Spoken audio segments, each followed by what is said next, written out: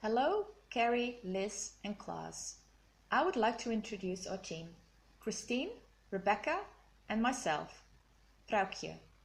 Together we reviewed an Adelaide-based wellbeing collaboration who are still in the very early stages of collective impact. Today we will share with you our findings and recommendations, as well as give you a brief overview of our collaborative process. I'll now hand you over to Beck. As you can see, the Adelaide Wellbeing Initiative is an emerging collaboration in the City of Adelaide, which seeks to improve the wellbeing of its residents aged 18 to 24 years. The collaboration's vision is based on the state's goal, South Australia, the State of Wellbeing, and more specifically the results of the PERMA Plus survey conducted in Adelaide. Siegelman's PERMA Wellbeing Framework is based on 5 elements: positive emotion, engagement, relationships, meaning and accomplishment. The Plus was devised by Samary's Wellbeing and Resilience Centre and includes optimism, general health and resilience. The result of the PERMA Plus survey for 18 to 24-year-olds was 6.2, a point below Adelaide's average. Results also indicate this age cohort scores consistently low across all PERMA domains. There are many definitions of wellbeing. The initiative has chosen to remain consistent with the State of Wellbeing's definition. Wellbeing is the balance between the challenges we face and supports and resources available to us, subject to our aspirations and the opportunities available to us. Wellbeing challenges are classified into 3 types: mental, for example anxiety; social, such as social isolation; and physical, including poor diet and exercise. Vrouwtje will now provide our insights to the collaboration's readiness. Thanks, Beck. After finding out more about well-being and the emerging collaboration, our second job was to investigate the initiative's readiness. As part of our readiness assessment, we asked 3 questions.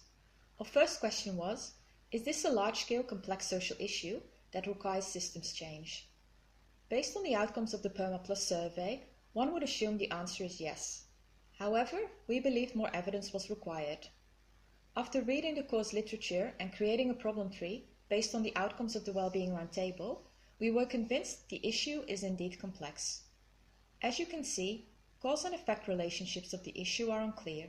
For example, a lack of sleep. Is that leading to low well-being, or does poor well-being result in sleep problems? Or both? Also, stakeholders have different interpretations of the problem and how to fix it. Something we were less convinced of was the scale of the issue. Only 37 18 to 24-year-old Adelaide residents participated in the PERMA Plus survey, which is less than 1% of the age cohort. A benign interpretation is that this doesn't actually matter, because the Adelaide City Council wouldn't dedicate their financial resources to a collective impact response if the problem wasn't significant. A second systemic interpretation is that we can also conclude the problem is big, as there is lots of anecdotal evidence from multiple cross-sector stakeholders that confirm the survey outcomes. A hypothesis we propose to test is, by recording the anecdotal evidence, plus its reputable sources, and providing this information as additional proof to the PERMA Plus survey results, stakeholders will be convinced Adelaide is dealing with a large-scale problem. The second question we needed to answer is if the preconditions for collective impact are in place. The answer to this question inclines to a yes. The initiative has an influential champion in the Adelaide City Council, who have also committed to financing the backbone role for the next 12 months. Further, we know there's urgency around the issue, as research demonstrates that the well-being of young Australians is declining. Last but not least, we needed to know if the basic criteria for collective impact are met. The initiative will be using Friedman's result-based accountability method to measure shared outcomes. At this stage, the draft result, all young people aged 18 to 24 years who live in the City of Adelaide are thriving, connected and valued, has been created by cross-sector stakeholders, which will be tested with a diverse group of young residents. While this is not the first collaboration in the city that focuses on the well-being of young people, this will be the first initiative to bring cross-sector stakeholders together to work towards achieving population-level change. Our last question was if the collaboration has a neutral convener to take on the backbone role. The Adelaide City Council's Wellbeing and Resilience team is intending to take on this responsibility. However, we aren't sure they are the right fit. A benign interpretation is they are, because as local government, they have the credibility and network to grow the initiative and the opportunity to influence policy. A conflictual interpretation, on the other hand, is there not, because potential leadership changes due to election results might jeopardize the initiative. A hypothesis we propose is providing clear information about collective impact and proof of the impact it can achieve will help secure cross-council support regardless of councillors' positions on the political spectrum. To test this, we would organise one-to-one meetings with councillors and measure levels of support afterwards. Christine will now proceed by giving you our stakeholder analysis. Thanks, Frauke.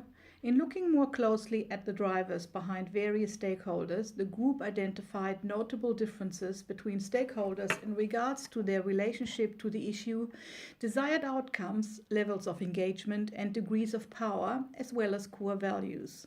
The community, including 18 to 24-year-olds, and the education sector have a high level of engagement due to the significant population numbers residing in Adelaide City Council and participating in formal education. Government engagement is regulated through the Act and a stated commitment to become Australia's state of well-being. Not-for-profit service providers are well placed to provide service outside of scope of government agencies and have a role to focus on specific cohorts, such as young people from culturally diverse backgrounds. The private sector includes providers such as student accommodation, who exclusively service the target group, and other service areas particularly relevant for the cohort may yield business opportunities for city-based enterprise, which remains to be realized. The desired outcomes for this collaboration are shared, especially between community, the public sector, and NGOs, with increased individual well-being and community participation identified as goals. In addition to education and private sectors, listed increased reputation, customer satisfaction, and increased revenue as a goal. The level of engagement is difficult to gauge as the initiative is still at its early stages. Whilst there have been active contributions from education, public and not-for-profit stakeholders, the private sector and the community at large are yet to be engaged. Due to their age, the target group of 18 to 24-year-olds have lower levels of social and positional power. The community at large holds various degrees of power, which is subject to workforce and socio-economic status. In contrast, government agencies have significant positional power due to their ability to implement policy and to advance or hinder systems change. Access to data and resources was identified as another power determinant. The not-for-profit sector draws its strength from having significant levels of personal power, which is present amongst its workforce, as well as a strong history of collaboration, shared stories, and purpose. In contrast to the education and private sector have a high degree of positional power evidenced by their direct influence over the target group and their access to resources and knowledge. Also, the education sector represents the biggest service export in South Australia, adding to their influence. Based on our observations, we believe that community, public and not-for-profit stakeholders are primarily driven by intrinsic values compared to the private and education sectors, who seem to be motivated more by extrinsic values. Take universities, for example. A benign interpretation is that their core value is excellence because they compete in world rankings to attract students and research funding. A conflictual interpretation is that they have multiple goals and that different parts of their enterprise are driven by different conflicting core values. A hypothesis to test this is tailoring the initiative's message and aligning it with what's in it for each stakeholder. It will help increase cross-sector buy-in. With this, I want to conclude our stakeholder analysis and over to Beck for an overview of recommendations. Thanks, Christine. Our readiness assessment indicates conditions aren't perfect yet. However, the issue, context, and stakeholders will be perpetually changing, and truly perfect conditions are unlikely to ever exist. However, collaboration is a method to address adaptive challenges through a strategic learning process. As such, we recommend that the collaboration is the correct approach and the initiative should proceed. However, we do have a number of recommendations. A holding environment where conflict can safely arise needs to be created by investing time in building meaningful relationships and trust between stakeholders. As the backbone staff have no experience in facilitation or in adaptive and servant leadership, mentoring, support, and skills development in these areas are required. High-level support from participating organisations is required to gain access to resources and possibly provide influential champions for the initiative. The community, especially 18 to 24-year-olds, should be at the heart of the initiative. This is crucial to the initiative's success. However, the Wellbeing initiative must determine the community's readiness to progress their community engagement practice. While the shared measurement and backbone of the collaboration have been determined, the initiative must work towards implementing the remaining elements of the collective impact framework. The initiative is currently developing the common agenda, and once complete, this should provide a solid foundation for the remaining elements. Thanks, Beck. Our team naturally formed given we all live in South Australia and felt it was a good opportunity to engage with each other face to face, rather than purely online. During our first catch-up mid-March, we focused on building relationships and trust between the team and discussed a shared goal and objectives. 2 potential subjects for the group assignment were tabled. Firstly, methamphetamine addiction was suggested by Christine, who has been involved in a collaborative roundtable to identify potential responses of stakeholders to issues in regional South Australia. The second suggestion was the emerging Adelaide Wellbeing initiative in the city, which I am involved in through my workplace Together as Say. Rather than decide directly, we gave each other a week to consider. Unfortunately, during this time, Jess had to leave the course due to personal circumstances. The remaining group members unanimously chose for the Adelaide Wellbeing initiative. All of us felt excited about the prospect of assessing a live emerging collective impact initiative, as it gave us the opportunity to provide recommendations and impact the success of a real collaboration, rather than suggesting how a collaboration could be formed. Christine will now share a bit more about our collaboration. Thanks, Frauke. Initially, we thought it would be beneficial to have a team member with direct access to the collaboration. However, whilst our teamwork progressed, this contributed to a positional power imbalance, as the team had to rely on Frauke to access key information.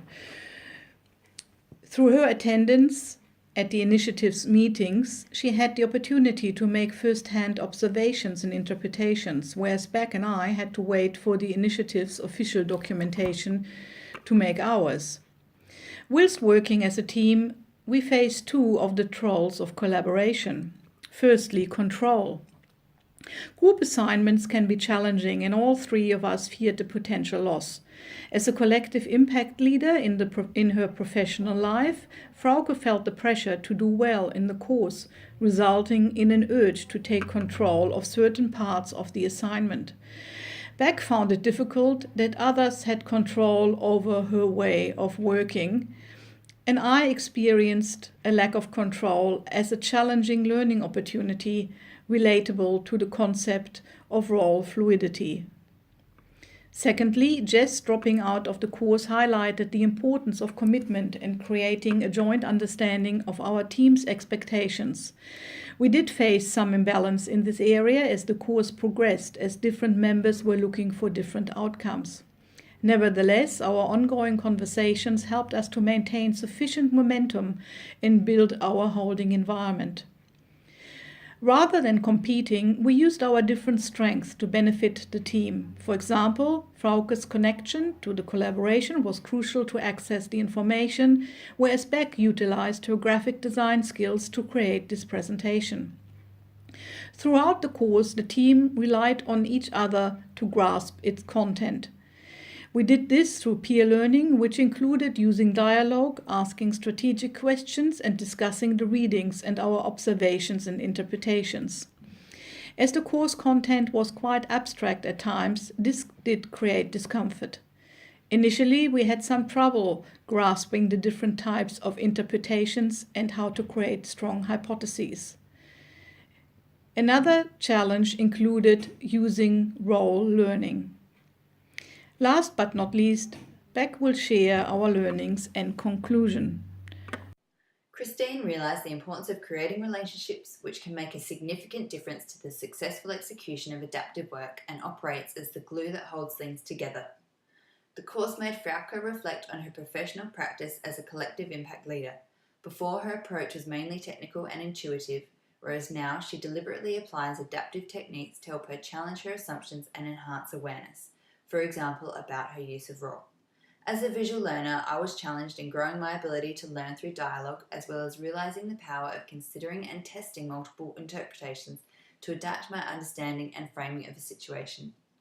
Electing to diagnose the Wellbeing Initiative provided us with a greater opportunity for growth and collaboration due to the imbalance of information and complexity of unknowns. This led to more discussion and questioning, and within that, an opportunity to challenge, learn and grow from one another. While this generated discomfort, it pushed us beyond the technical aspects of the assignment and forced us to consider the initiative and our own collaboration from different perspectives, a crucial component of the holding environment. A final word on both the collaboration and our learning is the importance of acting with intent and awareness to ensure that opportunities to explore an issue through dialogue, strategic questioning, observing, interpreting and hypothesizing are not overlooked. We look forward to responding to any questions you may have. Thank you.